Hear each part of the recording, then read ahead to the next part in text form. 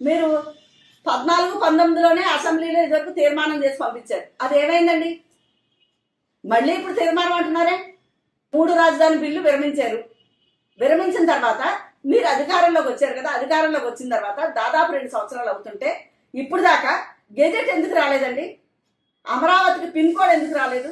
ఎందుకు తీసుకురాలేకపోయారు? మీరు అందరూ అధికారంలో కూటమి మీరే ఉన్నారు, అక్కడ సెంటర్లో కూడా కూటమి మీ వాళ్ళే ఉన్నారు. లోపాలన్నీ మీరు పెట్టుకుని మీకు చేతగాక జగన్మోహన్ రెడ్డి గారిని ఆడిపోసుకుంటున్నారా? 33,000 ఎకరాలు సరిపోలేదన్నారు, మళ్ళీ 50 ఎకరాలు అన్నారు. ఇప్పుడు 1,00,000 ఎకరాలన్నా మీ దాహం తీరట్లేదు. అదే చూడండి, ముందు ఇచ్చిన 1,500 కోట్లు ఇస్తే అది టెంపరీ అని అవగొట్టారు. ఇప్పుడు తెలంగాణ 450 కోట్లతో బ్రహ్మాండంగా అక్కడ అసెంబ్లీ అది కట్టుకుంది. పార్లమెంట్ కట్టడానికి 962 కోట్లు సరిపోయినాయి. మరి మీకెందుకండి ఎన్ని కోట్లైనా ఎన్ని ఇదైనా సరిపోవట్లేదు? ఇది మా మాట కాదండి, మా ఒక్క మాటే కాదు. ఇదిగో పవన్ కళ్యాణ్ గారు మాట్లాడు ఒక్కసారి వినండి. 1500 నుంచి 2000 ఎకరాలు ఉంటే చాలు, చాలా అద్భుతమైన రాజధాని కట్టచ్చన్నారు. నేను నమ్మాను. కానీ 1500 నుంచి 2000, 8000 అలా 33,000 ఎకరాలు ఈ రోజున దాదాపు 1,00,000 ఎకరాల దాకా విస్తరించింది. అది అభివృద్ధి చూస్తుంటే కొందరికేనా? అందరికీ కాదా? అభివృద్ధి అందరికీ కావాలంటే ఏం చేయాలి? ఆ దిశగా తెలుగుదేశం పార్టీ నాయకులు ఆలోచిస్తున్నారా అంటే నాకైతే ఆలోచిస్తున్నట్టు అనిపించట్లేదు. రాజధాని చుట్టూ అభివృద్ధి కేంద్రీకృతం అయితే ఉత్తరాంధ్ర ప్రాంతం ఏం కావాలి, రాయలసీమ ప్రాంతం ఏం కావాలి, ప్రకాశం జిల్లా ఏం కావాలి? మళ్ళీ మనకి తెలంగాణ ఉద్యమం వచ్చినట్టుగా ఇంకోసారి ఇంకొక ఉద్యమం రాదా? ఆ కోణంలో మీరు ఎందుకు ఆలోచించట్లేదు?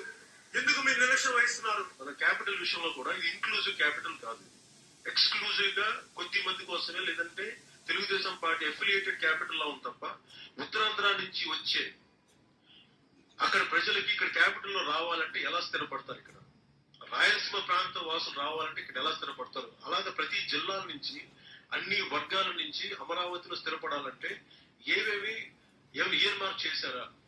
ఇన్ని 33,000 ఎకరాలు పెట్టారు. ఈ 33,000 ఎకరాల్లో 2,000-3,000 ఎకరాలు ఒక్కొక్క ప్రాంతానికి కానీ ఒక్కొక్క జిల్లా కానీ ఇయర్ మార్క్ చేశారు. అక్కడ ఛాంబర్ ఆఫ్ కామర్స్ కి బిజినెస్ పెట్టుకోవాలి, ఇలాంటి చేసింది. అసలు ఇలాంటి ఇది చెప్పండి. ఇప్పుడు ఇది చెప్పింది ఒక జగన్మోహన్ రెడ్డి గారు, లేకపోతే కొంతమంది ప్రజలు, కొన్ని పార్టీలే కాదు. ఇప్పుడు మీ కూటమిలో ఉన్న, మీకు ప్రభుత్వంలో ఉన్న డిప్యూటీ సీఎం గారు మాటలు ఇవి. ఇప్పుడు డిప్యూటీ సీఎం గారు అప్పుడు తెలుగుదేశానికి పడక బయటకు వచ్చినప్పుడు చెప్పిన మాటలు. అంటే అప్పుడు ఏం చెప్పారో అది కరెక్ట్గా చెప్పారు. ఈవేళ ఎందుకు అది ఆ స్టాండ్ ఎందుకు తీసుకోవట్లేదు డిప్యూటీ సీఎం గారు పవన్ కళ్యాణ్ గారు? ఈవేళ అసెంబ్లీలో తీర్మానం ప్రవేశపెట్టేటప్పుడు డిప్యూటీ సీఎం గారు ఈ మాటలన్నీ మాట్లాడాల్సింది. మళ్ళీ మీరు 33,000 ఎకరాలు అన్నారు, తర్వాత 50,000 ఎకరాలు అన్నారు, 1,00,000 ఎకరాలు అన్నారు. ఇవన్నీ ఎందుకు చేస్తున్నారు? మనం చేయడం తప్పని మీరు మాట్లాడాల్సింది పవన్ కళ్యాణ్ గారు.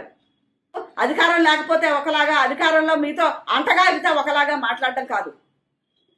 మీరు ఇష్టం, అధికారంలో ఉన్నారు, మీరు ఏం తెలియదలుచుకున్నారో చేయండి. కానీ ప్రతి మాటకి, ప్రతి విషయంలోని జగన్మోహన్ రెడ్డి గారిని మాట్లాడితే మాత్రం బాగుండదు. ఎందుకంటే ఇదంతా ప్రజలు గమనిస్తూనే ఉన్నారు.